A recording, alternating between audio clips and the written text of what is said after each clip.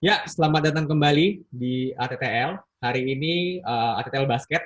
Kalau kemarin udah ATTL Bola, sekarang ATTL Basket. Dan gue seperti biasa, tidak sendirian. Hari ini rame sih ya, sama gue berlima. Gue Adit, dan gue bawa teman-teman gue. Rame sih, asli rame berlima gitu kan. Jadi mungkin boleh perkenalan dulu kali ya, teman-teman ya. Dari yang paling muda mungkin kayaknya. Boleh silakan Bapak yang pakai kutang biru, paling muda. Tetap paling muda. Halo semua, gue Ken, salah satu penikmat basket juga, pemain fantasi juga. Ya pasti intinya penikmat basket sih, pemerhati basket secara lebih. Paling gitu aja sih. Gue Abindra Gau, panggil Gau boleh, Abi boleh. Penggiat basket juga, cinta basket karena ini satu, T-Mac baru ulang tahun juga kemarin. Itu sih, penggiat banyak lah, fantasi juga. Kebetulan kemarin habis diajarin sama Om Ken cara main fantasi gimana. Gue yang bikin mana sih? Lanjut tembok bata. Oke, gue Ivin. Gue mungkin secara umur sama lah sama Mas Abi juga. Gue suka NBA tuh sama kayak kebanyakan teman-teman 90-an, kita kenanya di Kobe. Karena nggak sempet nyaksain MJ main karena masih kecil banget waktu itu. Gue jujur nggak Kobe sih. Kalau ngomongin soal, lu nggak? Oke. Kalau ngomongin soal Lakers, gue ikutan.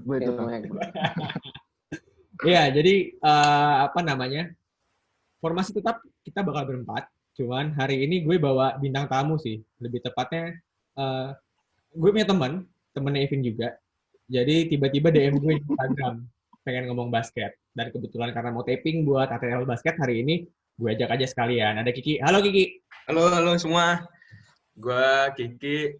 Ya kebetulan kemarin lagi kepikiran pengen ngobrol basket, cuman gak ada temen. Akhirnya gue chat Adit.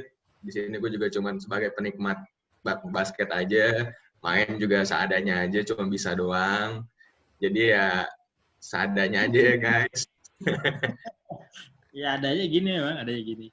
Ya emang ada-ada aja gitu. Beginilah adanya. Oke, jadi sama kayak di bola kemarin, masih dalam suasana lebaran, gue mau minta maaf dulu dengan teman-teman sekalian. Mohon maaf lahir dan batin buat Abi, Bang Ken, Ivin, sama Kiki. Gue tahu omongan gue suka ngasal, kelakuan gue juga suka ngasal, jadi gue minta maaf. Jadi, minta maaf juga untuk dosa-dosa selanjutnya. Jadi ya, mohon maaf lahir dan batin. Banyakan kelakuan sih dibanding kata-kata. Kebanyakan reject rate. Walaupun gue nggak lebaran, tapi minal aidin juga ya buat yang merayakan, minal aidin juga semua. Ya sama-sama semua ya, sama-sama bro, sama-sama. Oke. Dimaafin. Iya, lu sih Vin paling banyak. Oke, jadi mungkin kita mulai aja kali ya. Jadi pertama apa namanya, ada berita duka kurang lebih seminggu yang lalu. Jadi Jerry Sloan itu meninggal. Jerry Sloan usianya berapa sih? Wait, 78 tahun. Gue juga karena bukan sebagai penikmat basket yang fanatik ya. Jadi gue cuma tahu dia memang ngelatih jazz gitu kan. Cuman ternyata gue juga baru tahu ternyata dia ngelatih di jazz itu lama banget ya. Dari tahun 88 sampai 2011 gitu kan. Longest serving coach di NBA. Terus mungkin banyak yang nggak tahu juga. Kalau misalkan ternyata dia itu orang banyak notice dia sebagai pelatih jazz, banyak yang lupa kalau misalkan ternyata dia juga mantan pemain Bulls. Bahkan dia itu adalah pemain Bulls pertama yang nomornya dipensiunin, nomor 4. Gitu. Jadi, gue juga baru tahu sebenarnya gitu kan, bahwa kayak pas disebut Jerry Sloan kayak, gue pun bahkan mesti mikir dulu, Jerry Sloan gitu kan. So, rest in peace Jerry Sloan, thank you buat kontribusinya. Rest in peace ya Jerry Sloan ya. Dia angkatannya Phil Jackson bukan sih, bukan ya? Kirain angkatannya Bang Ken. Gila, angkatannya Ipin. Angkatannya Phil Jackson kan dia, kalau nggak salah nih mainnya pas main bareng. Sama. Iya, sama. Phil Jackson kan. Kelas Benas ya. Jadi salah satu legend ya gitu kan. Karena itu tadi. Salah satu. Sebagai pemain cukup punya nama, meskipun ya gue nggak ngikutin beda masa gitu kan. Dan sebagai pelatih pun juga ya cukup legendary sih. Mungkin Bang Ken lebih tahu ya. Tetep, udah kali. Cukup. Iya. Jadi sebenarnya gini teman-teman, sebenarnya di podcast basket ini kita pengen banyak bahas dari segi fantasi juga sih ya. Karena kebetulan kita main di NBA fantasi juga, cuman karena kebetulan NBA udah hampir 3 bulan berarti ya, hampir 3 bulan di stop, ya nggak bisa bahas fantasi juga sih. Jadi mungkin in the near future kalau misalnya tiba-tiba NBA balik, fantasi balik, kita bakal bahas NBA juga dari angle fantasi sih. Regarding NBA yang lagi hiatus nih gitu kan.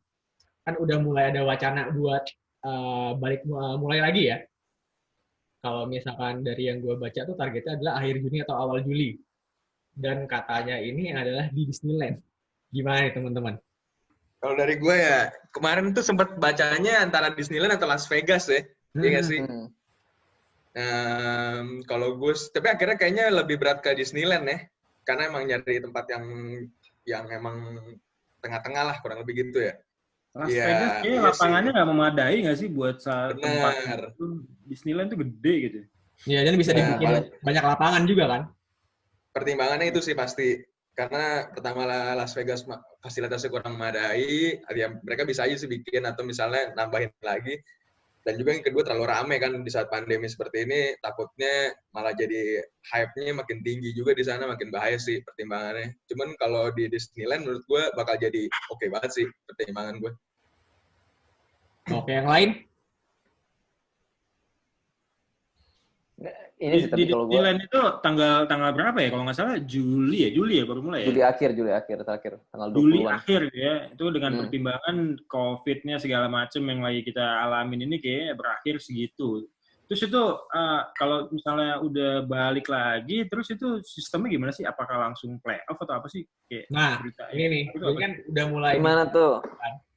Kalau misalkan balik, apa masuk ke regular season lagi? Atau langsung playoff gitu, nah kan. Cuman kalau misalkan dari yang gue baca terakhir itu kan ada survei dari GM ya, itu mayoritas tuh rata-rata pengen langsung masuk playoff aja dengan catatan playoffnya kayak yang biasa nih 8 dari East 8 dari West. Cuman itu udah mulai ada gembar-gembur juga karena ini versi yang gue baca ya, karena Adam Silver kan ini basically fake season kan, season yang beda dari yang sebelum-sebelumnya. Kenapa nggak coba sesuatu yang baru aja? Jadi dia sempat propose instead of 8-8 dari masing-masing conference, langsung aja 16 tim terbaik diadu. Pakai power ranking ya? Yoi, karena kan juga lihat satu tempat nih, karena kan dulu sempat yang jadi counter measure-nya adalah, wah susah kali kalau misalkan dibikin 16 tim terbaik nih di NBA-nya, karena kan jarak tempuh. Tapi ini karena bisa dibilang akan dimain di satu tempat, harusnya kan nggak ada masalah nih gitu. Gimana menurut kalian dengan itu tuh? Dari yang 8-8 dari masing-masing conference tiba-tiba sekarang jadi top 16 tim nih. Kalau gue sih ini sih gimana ya? Ada plus minusnya sih pasti kan kayak gitu.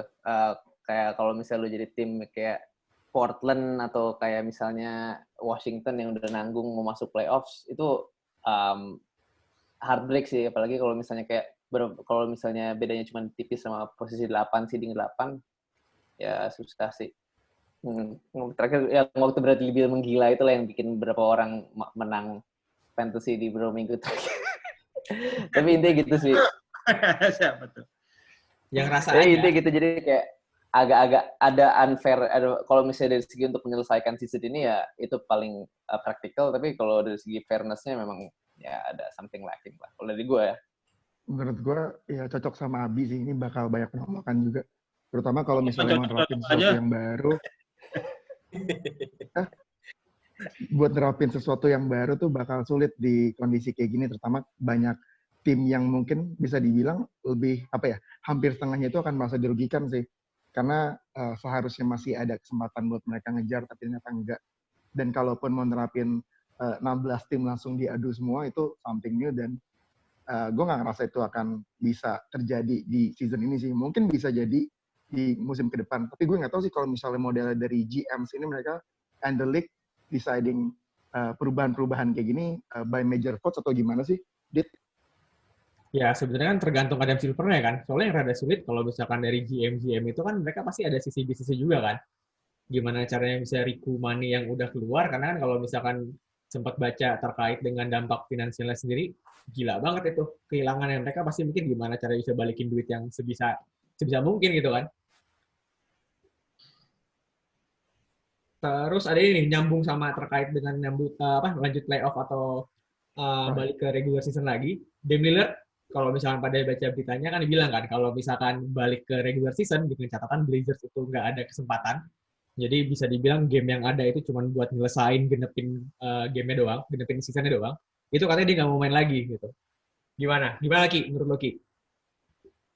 Ya, kalau menurut gue ya bener sih, balik lagi kata Abi ya tadi ya. Karena yang Portland kan paling pengen masuk ke 8 besar nih. Dan begitu kemarin sempat yang game lawan Utah Jazz itu kan ada kontroversi tuh ya. Jadi itu makin bikin panas sih menurut gue gitu. Ya wajar aja kalau seorang superstar kayak Damian Lillard bilang kayak gitu, yang ngerasa dia musim ini juga lagi peak season-nya juga. Dia ngerasa kalau ya ini nggak fair buat dia gitu. Cuman kalau gue pribadi menanggapi masalah langsung playoff atau regular season, kayaknya untuk mempersingkat waktu emang harus kita langsung masuk playoff sih. Dan wacana untuk digabung dengan power ranking ini menurut gue menarik banget.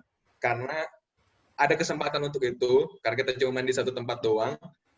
Dan ya bakal seru aja sih menurut gue. Dan ya tim-tim yang sekarang menurut gue layak kok untuk masuk playoff gitu. Walaupun emang ada beberapa tim yang ya layak juga. Cuman kalau untuk sekarang kita langsung mulai playoff, nggak masalah sih, bakal seru juga kok menurut gue. Kebetulan gue dan lihat dari skema bucketnya kan seru-seru banget itu game. Gue lagi nyontek nih, gue karena saking lamanya NBA udah lewat, gue sampai lupa standing-nya gimana gitu kan. Kalau misalkan dengan senario dibikin 16 tim ini menarik sih. Jadi kalau misalkan 88 misalkan gini, yang kita tahu kan West sama East kan timpang banget gitu. Kayak tadi Abi bilang Portland ngejar buat slot playoff ya. Kalau gue pribadi jujur gue nggak ngelihat Portland itu bisa ngelewatin Memphis Grizzlies sih yang di 8 gitu kan. Meskipun kalau misalkan ngelihat game difference itu sebenarnya cuma beda 3 game doang sisinya. Bedanya cuma 3,5 game sama Grizzlies. Cuman dari komposisi pemain, dari ngeliat gaya main, dari sampel mayoritas game regular season yang udah ada, gue nggak ngelihat Blazers bisa ngejar itu sih gitu kan. Cuman kalau misalkan dibandingin sama tim-tim di East, jauh nggak sih bedanya? Gimana Bi? Nah jadi kalau misalnya ini konteksnya kan tadi non conference kan. Jadi kalau lo mau ngeliat Blazers bisa ngejar siapa, lo harus ngeliat ke the next closest ranking itu Orlando Magic. Jadi at 30 and 35, 30 menang, 35 kali kalah. Portland 29 kali menang, 37 kali kalah. Jadi emang itu untuk ngejar seat ke nomor 16 ini, Matt, yang menurut gue di mata si tim Lillard ini nggak fair lah. Ya. Meskipun kalau misalkan dengan kacamata 16 tim tadi, gue setuju sih, karena ngeliat kayak misalkan Blazers sama Pelicans, itu menurut gue pribadi sih, sama Magic sih, itu bisa dibilang bisa tie off gitu loh, karena menurut gue tipis-tipis gitu. Iya, tapi Pelicans sih yang ini ada rumor juga. Nah, itu nyambung sih sebenarnya dengan Pelicans. Jadi, ini gue tahu beritanya dari Abi sih sebenarnya. Jadi Abi ini kebetulan cukup basketball geek juga, lumayan gitu kan. Dia kasih berita kalau misalkan Brian Windhorst itu ngasih berita kalau misalkan juga ada wacana buat 20 tim playoff-nya. Jadi dan rumornya ini adalah buat akomodir Pelicans dan quote unquote Zion ya, karena ya Zion basically one of the most marketable players di NBA mulai dari season sekarang gitu kan. Gimana nih? Bang Ken mungkin ada pendapat?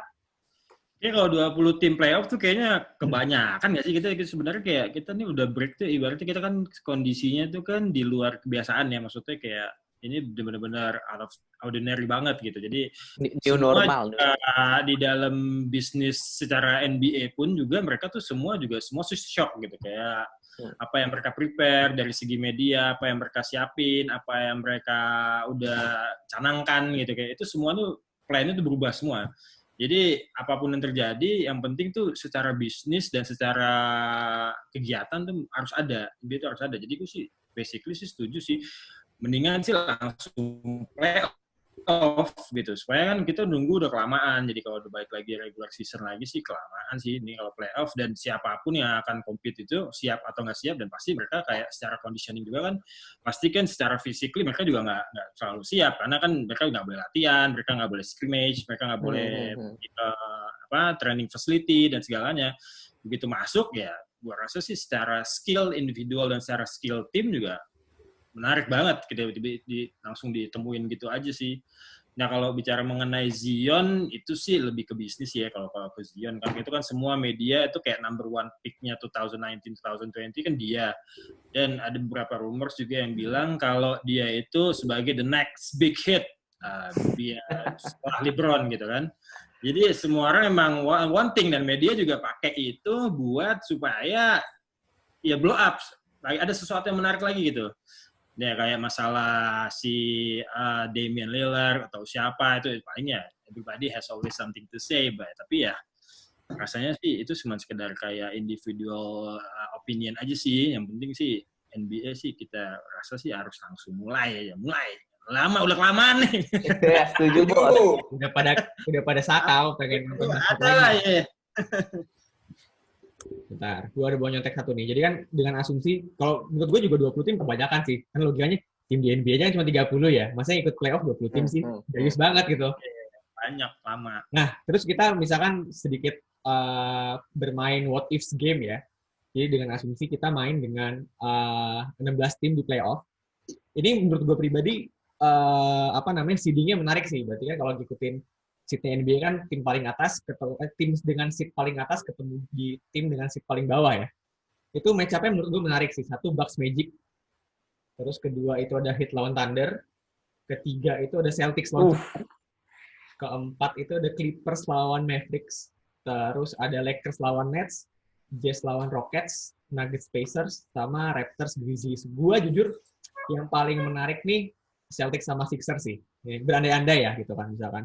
Dengan komposisi tim yang ada, dengan gimana udah main di season. Karena gini, gue banyak nemu split opinion sih terkait dengan Celtics sama Sixers. Ada yang bilang, ya enggak lah, Celtics lah, Sixers apaan sih? Tapi nggak sedikit juga yang bilang, Sixers tuh lebih bagus daripada Celtics. Kalau lihat aja pemain-pemainnya gitu kan. Nah, menurut kalian gimana sih? Coba Bang Ken. Celtics sama Sixers ya berarti ya? Ya. Tapi kalau kita bicara mengenai personal opinion, gue sih lebih milih Celtic ya. Soalnya mereka lu lagi kayak building. Dan mereka building in the same pace gitu. Jadi kayak semua motivation individualnya tuh mereka tuh motivation in the same situation gitu. Kayak dan berhubungan kliknya tuh mulai season ini gitu. Bisa dilihat kan dari rekordnya Celtic kan better dari kayak season lalu kan. Jadi kalau kayak kita ngomong mengenai Sixers mungkin ada beberapa pemain yang menonjol kayak Ben Simmons sama itu kan. Cuman mereka tuh ada kayak chemistry ya, kayak kita pernah bahas juga sebelumnya itu kayak chemistry-nya atau apanya dan motivasi mereka per individual tuh nggak sekuat si Celtics sih. Cuman kalau emang kita ngomong individual kayak skill, Sixers mungkin lebih di atas stats tuh mungkin lebih kali. Tapi kalau secara tim, Celtics kayak lebih mateng deh kayak buat itu.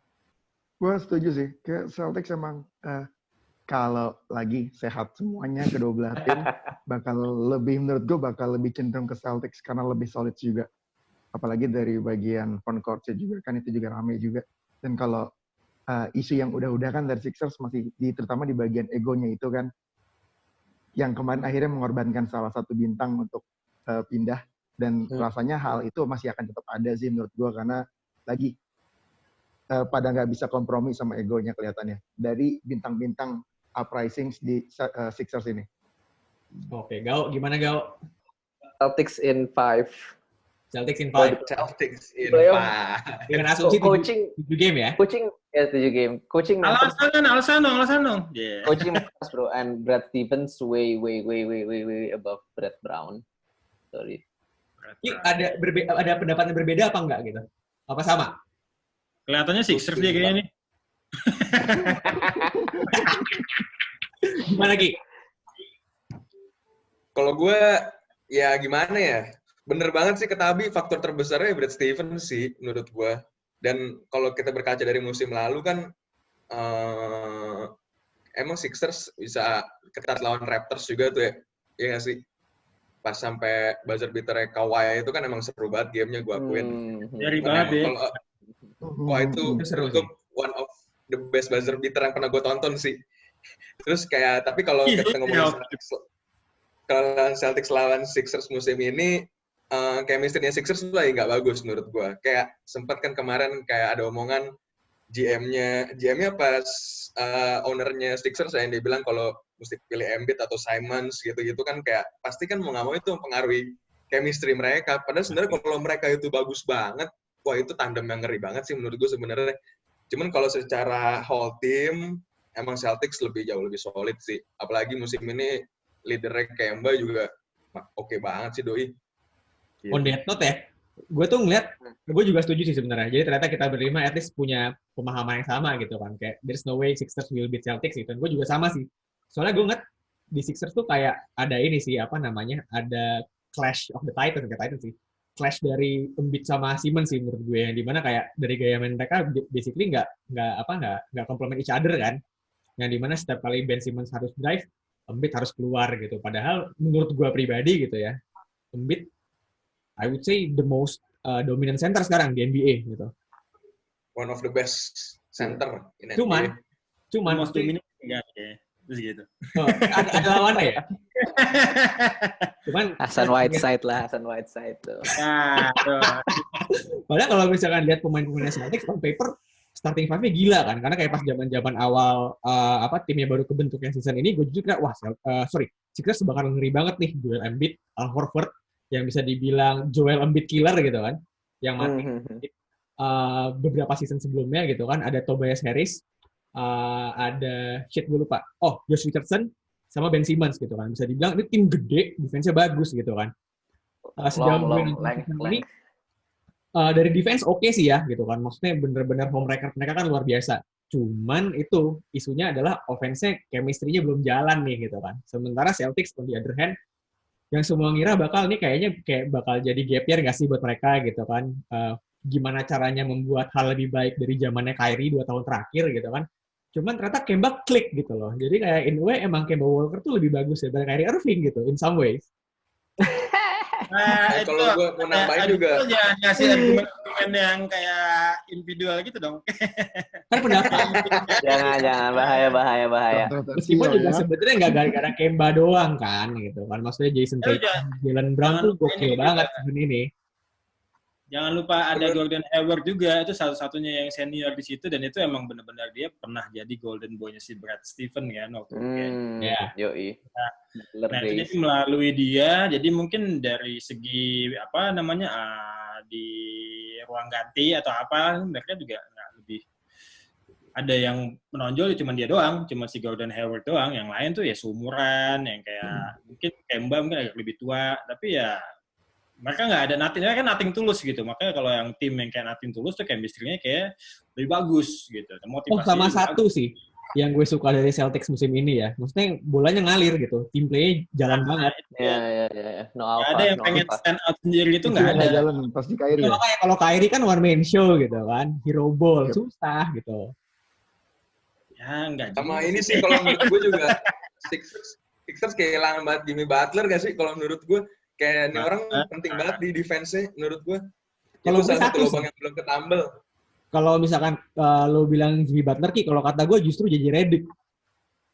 Iya, Redick tuh. Karena basically Redick ngebuka space buat semua kan. Ngebantu Embiid, ngebantu Simmons. Cuman itu hilang. Gue pikir ada Josh Richardson bakal nutup. Cuman ternyata nggak juga gitu.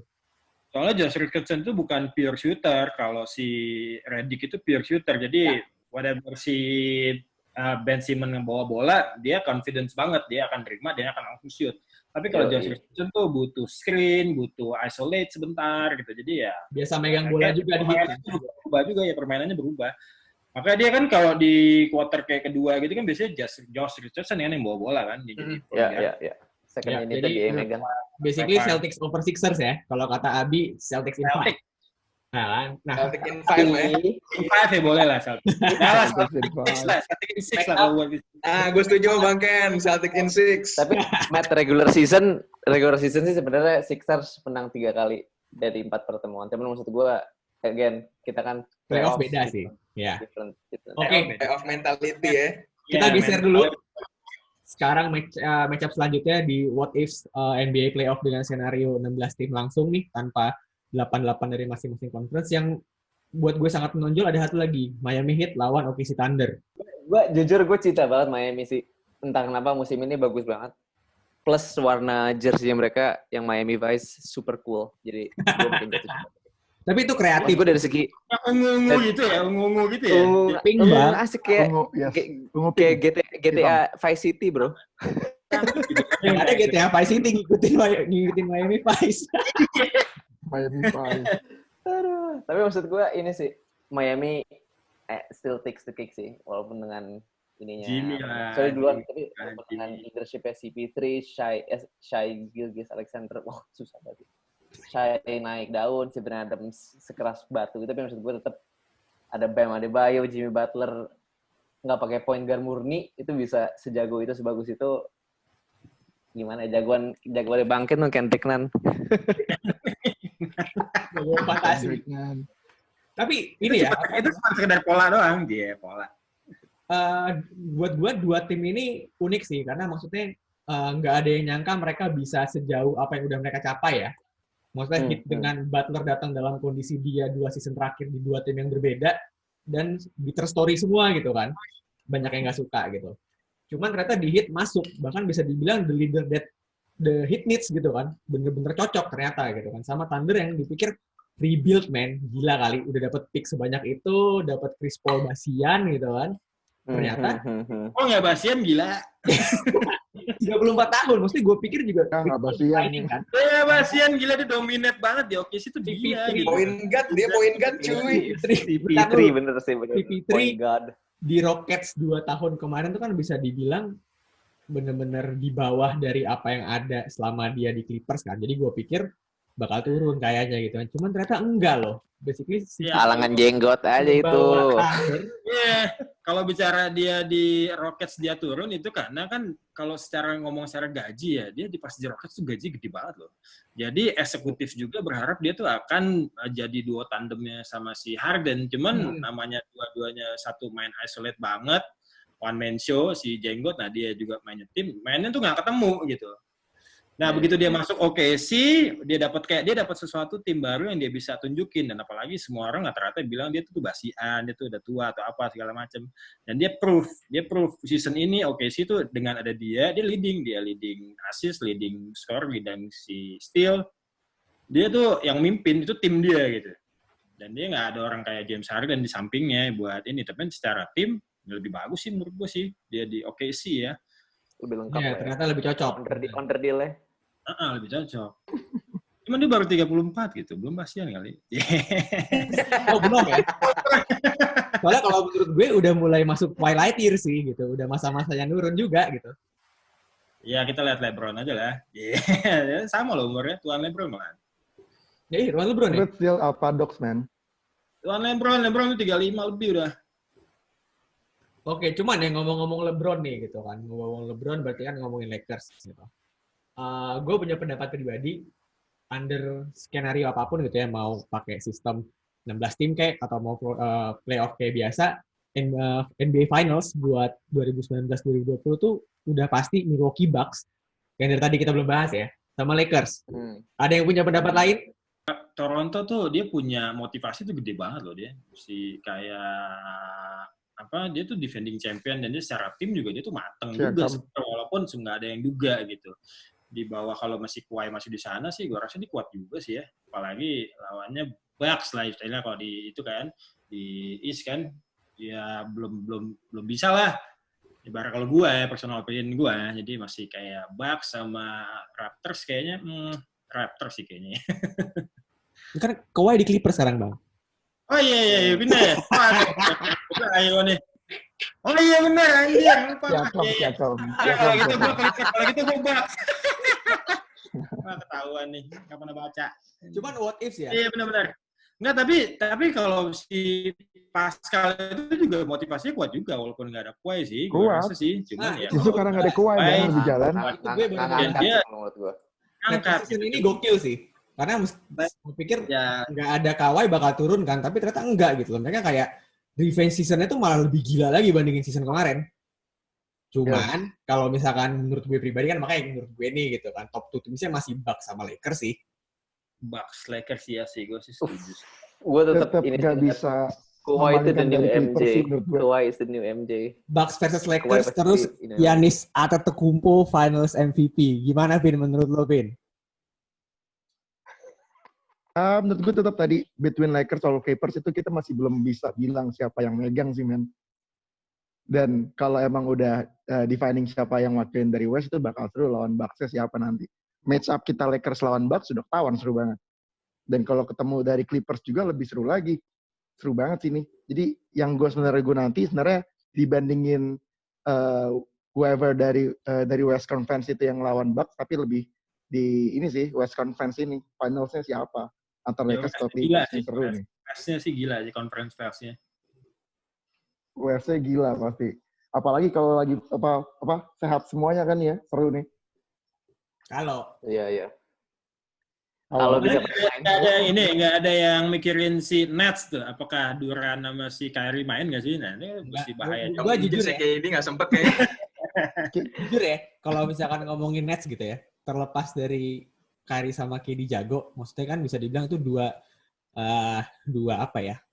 Menurut gue tuh KD itu alpha male, terus Kyrie itu alpha male wannabe gitu.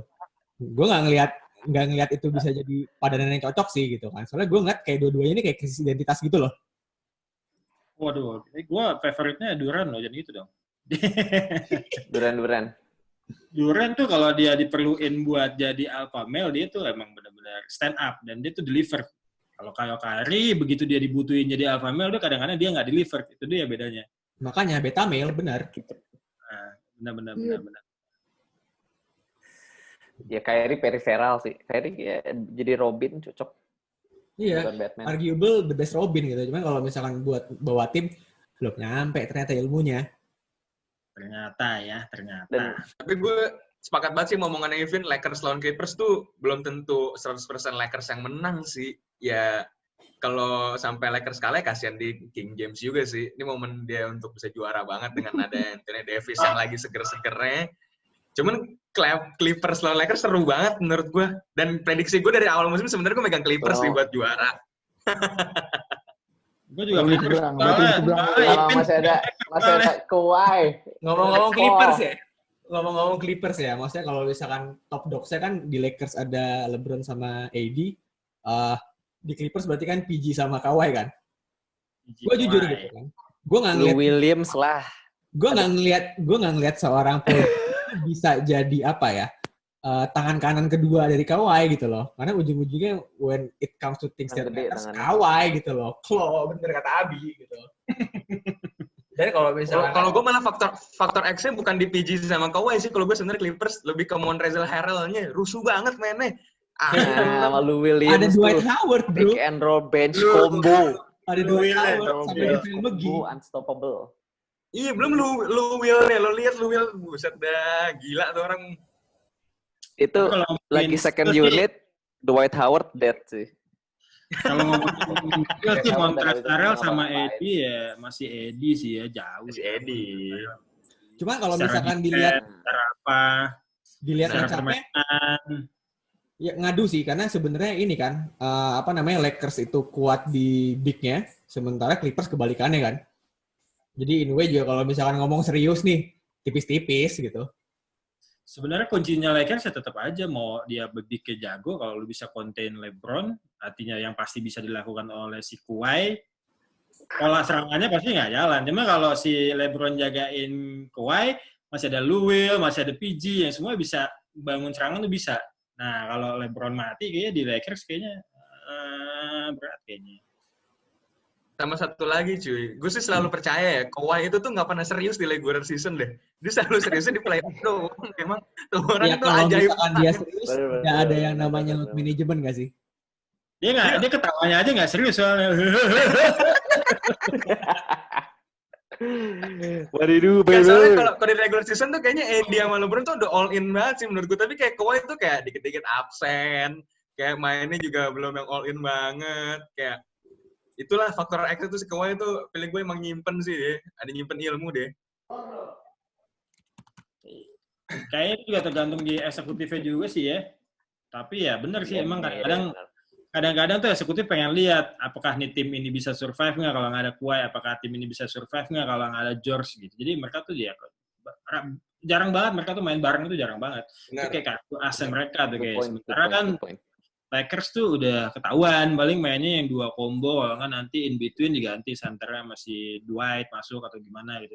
Tapi kalau variety-nya Clippers tuh benar-benar masih broad banget, masih luas gitu, masih kayak wah senjatanya apa nih melawan Lakers nih. Tapi Lakers punya senjata andalan sih, Caruso. Caruso. That's the GOAT. Alex Caruso. Maboy. Apa Caruso gue. Akuntan cuy, akuntan. Akuntan anjing. Lalu jangan lupa loh, mereka tuh punya seorang Patrick Beverley nggak sih yang bisa jaga LeBron? Itu shutdown banget sih, itu all-star shutdowns banget. Kalau misalnya Pat Bev yang ngejaga, dia lockdown defender banget kan. Iya, di shutdown-nya total shutdown, men. Nggak cuma sekedar di game, tapi juga dari liga. Dibikin cedera. Itu yang kita suka lupa Pat Bev tuh, ciri khasnya. Dan iya bener sih kalau pada bilang LeBron bisa dijaga sama Pat Bev, gue rasa akan seperti itu kelihatannya. Tapi yang mungkin kita sedikit lupa kalau line up Lakers sekarang itu consisting of orang-orang yang menurut gue pengalamannya cukup tinggi ya, mantan-mantan franchise players cukup banyak di situ. Or the very least itu beta players juga di situ ada sekelas kayak KCP, Avery Bradley, yang emang menurut gue mereka juga pemain kecil yang dulu juga ngelit tim sih, dan emang menurut gue mereka juga bisa. Itu juga defensive players juga mereka loh, dan akan menarik di situ. Dan itu dia yang disebutin sama Kiki juga, Rondo. Kalau misalnya LeBron nggak bisa, beberapa kali kan pola permainannya juga di-lead sama Rondo. Dan yang dulu pernah banget dibahas sama Om Nelson Gautama, itu Rondo itu salah satu pemain yang emang apal, bukan akal kan. Rondo itu salah satu pemain yang apal playbooks-nya semua tim. Gitu, dan kita Genius, dan kita perlu tahu mentalnya mereka di playoff tuh bakal beda nantinya di situ. Gitu sih, kalau ngomongin soal mentals juga ya, yang jadi perhitungan di playoff.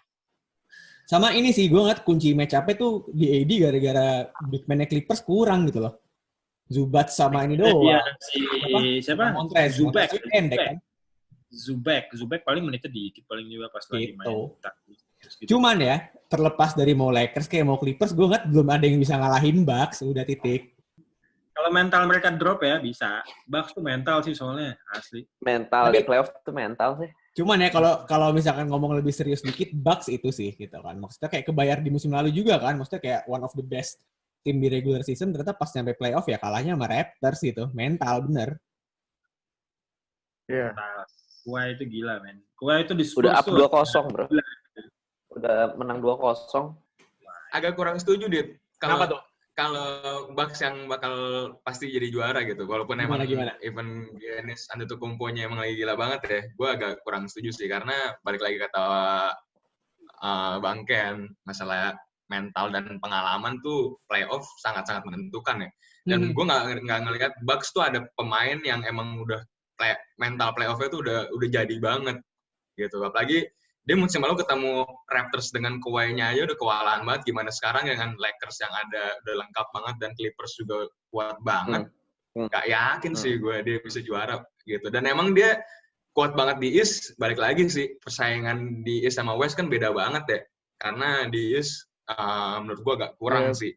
Selain Raptors dan Celtics ya yang mungkin bisa menyaingin Bucks. Cuman kalau ngomongin East sama West kayaknya masih berat sih Bucks untuk juara gitu. Even mereka mau tarik sampai Game 7 pun, gue masih kurang yakin kalau in my opinion pribadi ya.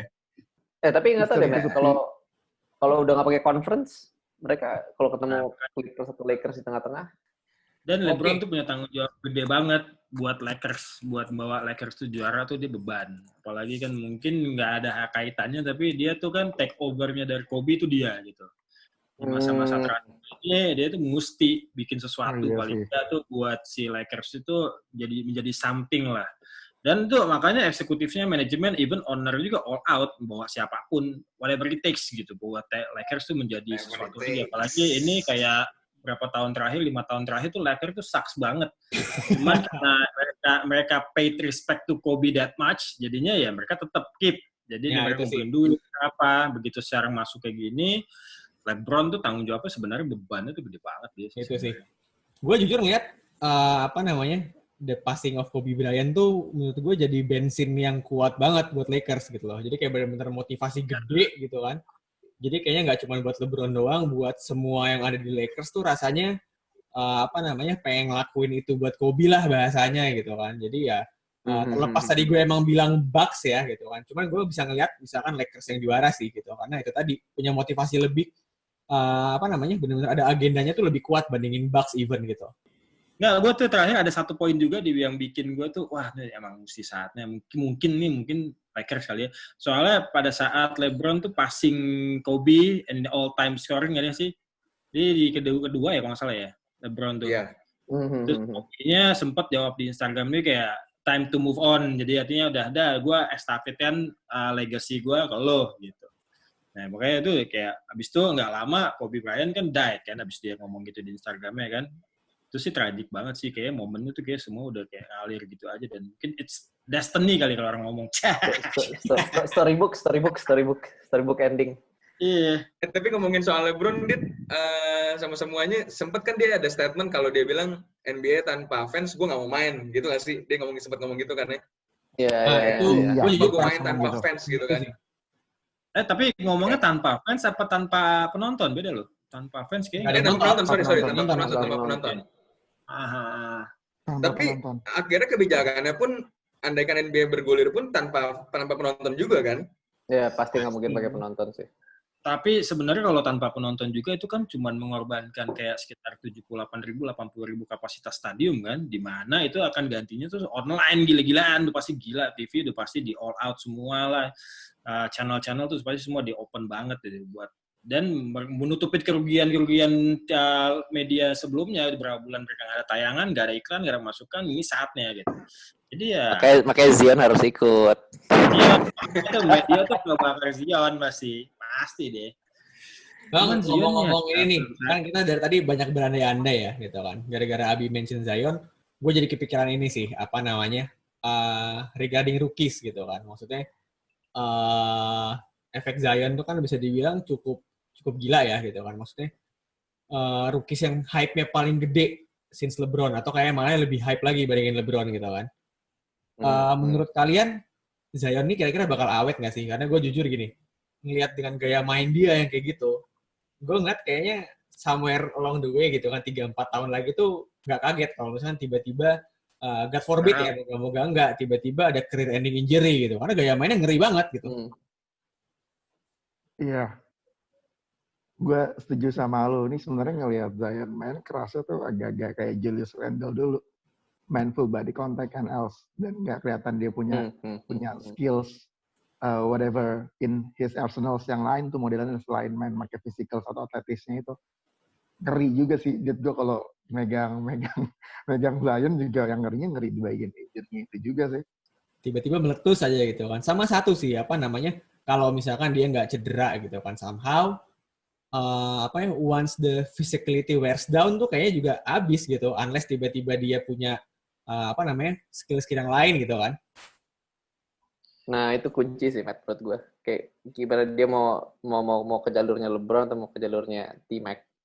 Karena T-Mac kan physicality-nya abis, punggung udah nggak ada cerita lagi kan. Tapi LeBron sekarang dia invest $1 juta tiap off season buat retune badannya lagi. Ya, itu respect to LeBron baru itu sih. Tapi kalau bicara mengenai bukan prime ya, kayak rookie-nya LeBron sama rookie-nya Zion itu gue masih berasa rookie-nya Zion tuh bukan level rookie-nya LeBron dulu, karena begitu LeBron masuk dia tuh carry Cleveland langsung. Even mereka pergi ke kalau nggak salah final apa enggak sih, gue pokoknya dia tuh gila banget deh. Masuk playoff gitu. Kalau menurut gue nih ya. Iya. Cuma kalau Zion kayaknya dengan complete set-nya dia tuh belum kayak rookie-nya LeBron. Jadi kalau dibilang hype mungkin tahun 2003 itu sosial media belum segitu sekarang kali ya. Iya. Salah satu faktornya. Nggak tahu ya, maksudnya gini, nggak tahu apa gue doang, gue jujur menurut gue rada overhype sih gitu. Maksudnya ngeliat skill-nya dia gitu kan, ngeliat apa yang dia bawa gitu. Maksudnya gue nggak ngeliat orang ini bakal lama gitu kan. Bahkan gue sempat pikiran nih, wah lama-lama kayak Greg Oden, kayak Brandon Roy gitu kan. Brandon Roy meskipun ya freak sih cederanya gitu ya. Cuman once cedera udah beres gitu. Cuma karena tadi ngebahas Zion, mesti ngebahas Jamoran juga sih gitu kan. Menurut gue adalah Jamoran Rookie of the Year. Jelas. Rookie of the Year. Karena kalau Zion tuh kebetulan dia positifnya tuh yang kayak dunk, terus ya dunk doang sih sebenarnya. Itu produk marketing. sama social media. Kan ada anak lu tuh. Sama social ada social media.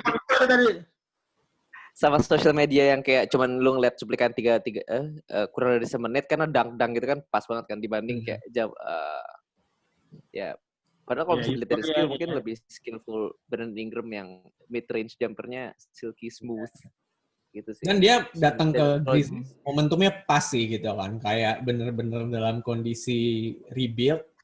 Terus dia datang dan langsung dikasih dikasih torch-nya nih, lu pegang deh nih tim gitu kan, dan kebayar gitu. Maksudnya mentalnya gila juga nih orang gitu, karena gue pikir kayaknya cuman ini doang deh karena sebelum kayak yang tadi kita bilang kan Zion hype-nya saking gedenya jamuran nih overlook banget kan.